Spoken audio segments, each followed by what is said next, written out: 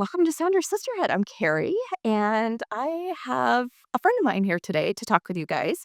For those of you who are new, this is a channel for the single and the childless, not by choice person. As you know, I've been talking a lot about what are the things that we can control to cope, what are the things that we can do in order to make sure that we're not relying on other people to change. We're not relying on other people to impact our mood, but what are the things we can do ourselves? So if you've been watching the channel for a while, you know I talk about those three levers: exercise, nutrition, and sleep. And so today, some of you know, sometimes I do vlogs where I'm like, I'm on my way to the trainer.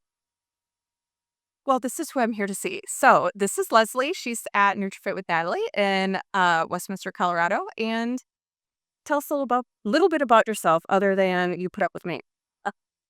My name is Leslie, like Carrie said, and I have been a personal trainer since 2018. And I have worked at NutriFit for 2.5 years. And I think 3 years ago, I got my health coaching certification. So I work with people every day in functional fitness and changing their health pattern. I will tell you the stuck behaviors that Leslie was instrumental with me around is not feeling like doing it that day. I don't want to go. I don't want to get up and go. And what I knew from Leslie is like, she'll meet me where I'm at. And so that's one of the reasons where I was like, you know what? I really want to talk to Leslie because I think she's the perfect person to introduce to the community because of that philosophy and mentality around that, as well as those of us over a certain age were fed a ton of lies around muscle and women and cardio in women and things like that. And so I want us to be strength training together. And so, can you talk to us a little bit about why should we strength train? So, strength training, having muscle on your body, the more muscle you have, the more calories you're going to burn. But not only that, it's going to help support your joints. Yeah. So, I know for many of us, I find this really important because I live alone, for example, right? So, if I fall, I got to get my butt up off the ground.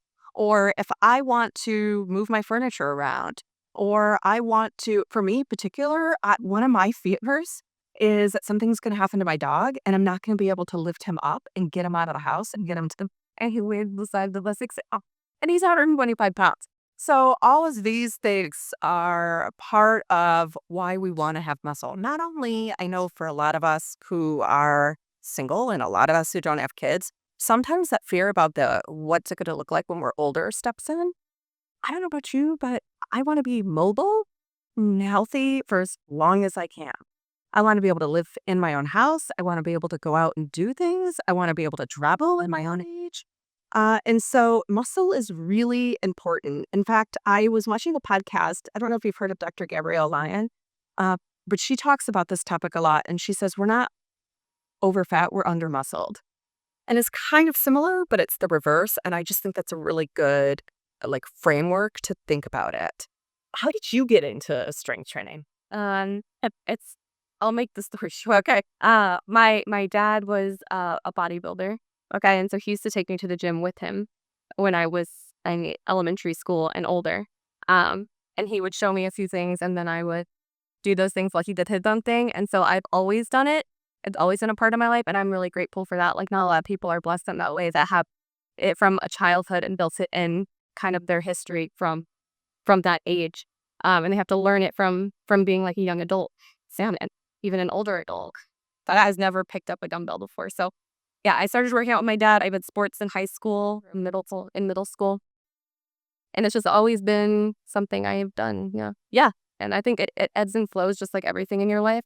So throughout like my early mid-20s, I took some steps back from it, but I always came back to it, and it always was there for me. So sounds like strength training exercise has been that sort of consistent go-to for you. And not only does it have all these great physical benefits, which we're also inundated with, we know what they are. It's just really hard to actually execute on them sometimes. But we also know that there's a lot of mental health benefits. And sometimes people who are grieving, they go through disenfranchised grief, they go through the ebbs and waves of grief. It can be helpful to have this sort of thing that we can go to. I know that's what it's been for me. There's lots of science out there that shows that strength training, and it doesn't even take a ton of strength training, but strength training can help reduce depression. It can help prevent depression, also reduce anxiety, improve brain functioning. all of these things that we may take for granted, except when you don't have it. So thinking about the lever that you can pull when you're having a bad time and going through a bad time, you get a lot of bang for your buck from strength training. Absolutely. Yeah. And not even just strength training, even just going for a walk have proven to reduce those anxieties and just boosting the endorphins by being outside and getting some blood flow going. What would you say, and I know you're not a doctor, so, but like from your experience, what would you say is like the minimum amount that somebody should engage in strength training and then just moving your body? I don't think there are scientifically proven minimum, but if you're just looking to get started, I don't think there is a minimum. Whatever you can work in, whether it's one day a week for 30 minutes, whether it's 10 minutes here, 10 minutes there, whatever it is, I think that's going to help you to start building a habit is going to be beneficial for you. There are scientifically proven minimums like 150 minutes of cardiovascular exercise per week. Um, but even something as small as 30 minutes, 3 days per week is going to show benefit in your blood flow, so lowering blood pressure, habitual changes, mood, boosting those endorphins that we just talked about. Those are going to show benefits as well. So How do you listen? There has to be day. You're so consistent with this. There has to be times where you're like, I don't want to do this. So, what do you tell yourself, and how do you break through some of those days? And then I'll share a little bit about me. yeah, I definitely hit those days, and there are even days when my goals seem to be unclear. So first and foremost, having a goal to work towards helps me a lot, and kind of focusing in on what I need to be doing weekly. But when I hit those days, I really don't feel like getting to the gym. I tell myself just go down and just pick 2 exercises and just do those 2. And typically once you get started, yeah, that is kind of the momentum you need to choose going and finishing the workout. Or maybe it's like I'm gonna go walk for 10 minutes. And then usually maybe you'll go for 20, maybe you'll go for 30. But it is truly about knowing yourself and knowing your limits because I know some days I eat that mental break. Either if it's just even if it's just a walk, like I'll know like today's not the day to push myself. Yeah. And it's not about like punishing yourself, or it's not about like going so hard until you feel like crap afterwards. I will tell you, like for me, in terms of the strength training, I've gotten to a point where I will not feel like going. I'm tired. I want to stay in bed, or I want to snuggle in bed with my dog. And I know I'm now at a point where I'm able to tell myself, Carrie, you're going to feel so much better after. And I know we all say that, right? And it's like this thing that like healthy workout people say, but I'm sorry to tell you, it's real. And it's infuriating in some aspects. It's annoying in some aspects. And I don't do this 5 days a week. I do this 2 days a week.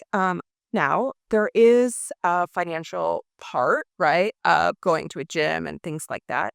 But what I'd like to hear you say in terms of walking, things like that, you don't have to go to a gym. You can go to a gym. Um, and we'll talk a little bit about this gym, but what are some things that if someone's like, I really don't feel like I have it in a budget, but what are some things that I can do in order to get some of those strength training benefits too? Mhm. Body weight exercises are super valuable, especially for beginners. So you can do using equipment at home, like even like your couch, a table, a wall, uh, stairs, a step. Even if you have a step at home, like those things can help. And just doing body weight squats, going back to your calisthenics, push ups. I'm not going to say pull ups, but even if you get things like bands to work your upper body a little bit more, those are very beneficial. And then as you progress, progressive overload is something we do in personal training, right? Once your body gets used to one um, form of or one weight, like saying your body weight, you add a little bit to it. And that's going to keep you progressing and moving forward and building on the muscle that we're talking about. So, And that's what a lot. So I had a hip replacement, some of you guys know. And so we use a lot of like, it feels like we use more body weight over there. And like as we've been working out more, you like started to add some things, but um I know for me, I would be avoiding it unless somebody was telling me just because it's not so much like there's pain anymore, but it's just it's a habit and like a mindset I had for like over 40 years to avoid that side. So it's nice just to have a coach uh like come alongside you. I kind of talk I have a therapist, like a psychotherapist, and I kind of joke that like I'm going to my other therapist over here because of I do feel better afterwards. So, what's your advice for someone who feels intimidated by fitness culture or who just doesn't know where to start? Or, quite frankly, is going through grief and maybe a little frustrated, not sure, who feels hopeless? That's a loaded question. No. Um, I would say if you feel intimidated going into a gym, find somewhere like NutriFit or a private studio. We're women owned, and we are, like Carrie said, going to meet you right where you're at. So I feel like finding someone who understands your situation, someone who, if you are looking for a professional to be alongside of you, a private gym is great. It's going to be smaller. It's going to have less people. It's going to feel more like a community where you can make friends, and more support.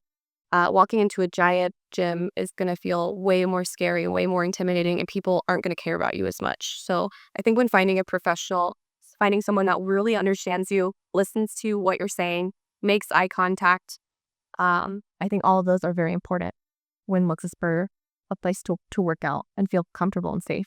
Just the acoustics in some of the huge gyms.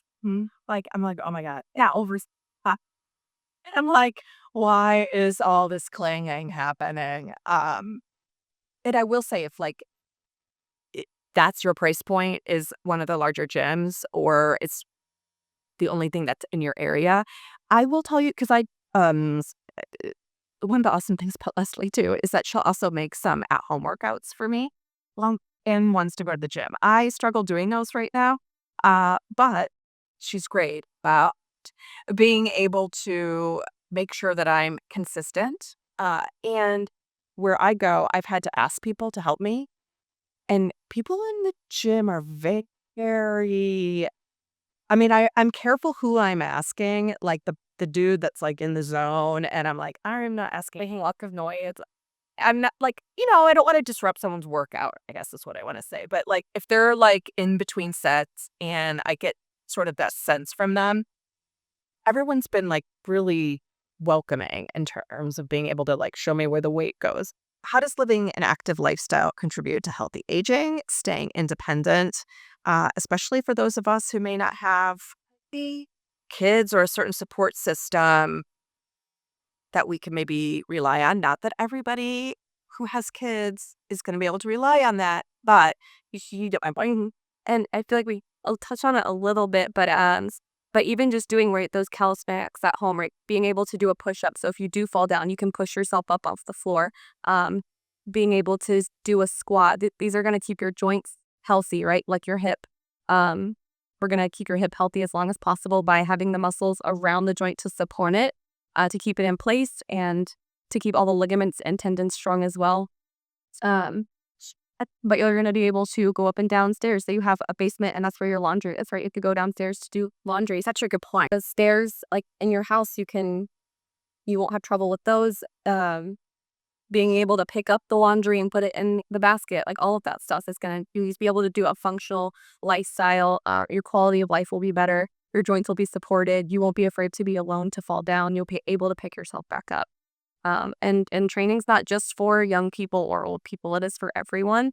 And your body is meant to move and to lift things. You're meant to do these things though. So yes, credit. The last question I want to talk a little bit about before I want Leslie to talk a little bit about what she does specifically. Sometimes when we think about strength training and building muscle, we think about it in terms of young people, as if there's like a window of time where if you don't do it by 40 or 45, well, what's the point? Because, you're starting to lose muscle at that time. Can you talk a little bit about, and I'm leading you here, but like it's never too late to start, and why it's important, even if you're 50, 60, 70, to consulting with your doctor to make sure that, there aren't any other health stuff there. Could you talk a little bit about how it's never too late to start? That even if you're older, there are still benefits to strength training and you can still build muscle even if you are an older person. Yeah. And I think it's super important too to find, even if you just go in for a complimentary consultation with a fitness professional to, no matter what age you're at, as a woman to start training, you can always put on muscle. However, when you do reach certain ages and stages of your life, you have to start training differently. So I think a lot of professionals should know, and not everyone does, but a lot should know how to train differently as a woman at no matter what stage in life you're at. So say you're seeing all these young fitness, or not professionals, but fitness influencer racers in the gym, yeah, and they're lifting heavy, they're doing all this crazy stuff, they're doing HIIT every single day. That's not for everyone. So everyone's body is different. I think it's important to understand what you need and how you should be training for whatever stage of life you're in. I have an older client in her 70s. She's a cancer survivor. And her goal, and everyone's goals are going to be different, but her goal is just to stay healthy and to stay mobile. So, I mean, we are lifting heavy for her just so she can to keep her bones strong and put on a little bit of mass. She just wants to be functional, right? She just wants to be able to do those everyday things, but keep her healthy and keep her going. So everybody's is going to look different, but it's important definitely at any stage, um, no matter what health um, issues you may have or anything that's holding you back. Like you can do something, right? You can always do something. And it doesn't, I just again want to emphasize this. It doesn't mean you have to go 5 days a week for 5 years to get the benefit. Like there's very few things. Now it's not immediate gratification, which is I think what does stop some people, but it's definitely not long term away. Like you can see some benefits in how you feel. Um, for me, I'm sure everyone's different, but for me, I know if I can be consistent for a month, then I'm like, okay, I'm going to start feeling a similar way. And for some people, it might even be different than that. With 2 to 4 weeks to feel something immediate, like you say, like whether it be like your blood pressure drops or your mood improves daily. And then long term benefits are going to be a little different. Like we're going to see your body composition change. You're going to feel different in your clothes, and it'll probably feel more confident, which I think is a huge thing when it comes to mood stabilization and living a happier life. So I think empowerment too. I mean, I know that word gets overplayed a little bit, particularly as it's referenced with women, but it's true.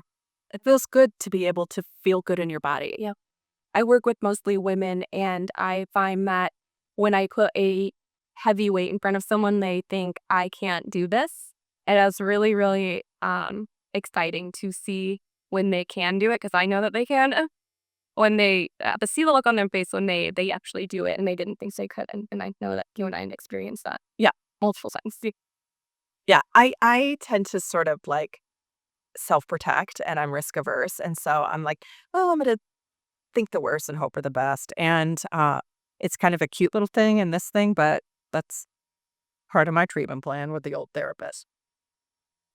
So I wanted Leslie to talk a little bit about some of the services she has. This is not sponsored. This is nothing like that. And I feel really strongly and really committed to the community where I want to be able to give you guys options and tactical, practical things to do and tips to take. And I happen to have come across somebody who I think has a really good mentality around it, is really balanced. It talks about it from not only the physical health benefits, um, but also how you feel like in your brain, and also not talking about it from the aesthetics piece of it. I'm motivated by the aesthetics. I don't want to discount that, but thinking about it more of this is a part of a healthy lifestyle that can help me forever as long as I'm alive. The other thing is, well, I'm letting you talk about the fact that you do virtual and things like that. Before we do that, though, I just want to say some of the qualities that I think you should throw yourself on. You meet people where they're at, who are very comfortable. Um, you motivate in a way that isn't really explosive in your face. Um, and it's really kind of light and it's a relaxing time, even though we're working hard. Yeah. So at NutriFit, we are private studios, so we are here by appointment only. So we offer one-on-one personal training, which is what Carrie and I do. We also have small group classes. I would say anywhere between 3 and 8 people max, unless we're having a special event, which we do have community events every now and then. I do health coaching, so one-on-one health coaching, which is more sitting and talking about what's holding you back and how to get through those barriers. We have nutrition coaching, which you can use a session, whether it's a 30-minute session package that you purchase or an hour, that you can sit with Natalie, our owner, who is a certified nutritionist, to talk about what you should be eating, and, staying in those, whether it be a deficit or whatever, based off of your goals. Um, she will work with you on those, give you actual recipe to take with you and a plan so you feel comfortable with it, and you leave learning something at every single time. You guys have probably seen some of those recipes. That's one of my blogs. And then we do virtual training. That so doesn't matter where you're at in the world, whether you like I just before I see Carrie, I see a client on the phone, and she's a half hour currently. She just had ankle surgery 2 times because she slipped on ice last year, which is that unfortunate. But we've been working through that. So, and I actually do work with your physical therapist. So if you give me the exercises that they give you, I can have those in my in my library as well as adding to them. So we work together with other specialists. But yeah, I work virtually, so we could just do a FaceTime, knowing what you have at home. I see Carrie 2 times per week, and then I give her homework based off where she's going to be, whether it be at home or at a bigger gym, to do it for homework. So you never leave without a plan. You have a calendar, everything's mapped out for you. So every day, I feel like you open your phone, you're like, what am I doing today? You already know. Leslie, so we just worked out and a couple weeks ago, it's like, so hey, would you do this? And so thank you for taking tech to do this. I hope that it sparks some motivation or just like sparked like maybe I want to try that. It's fun. We can do it together. It's something I talk about on the channel a lot too. Um, if nothing else, though, uh, consider walking. That's also what I heard from Leslie. Like, if nothing else, and if you don't feel like walking, go for 10 minutes and just get started, right? Yeah, get started. And I'm doing it too. So we'll do it together. I will put the NutriFit website link below. And if you want to contact Leslie and get started, you can go to the website. I believe there's a contact list. Just put Leslie's name in. They have lots of other really good people too, but I vouch for Leslie. So, yeah. Subscribe to Sounder Sisterhood. This is a channel for the single and for the childless, not by choice person. So,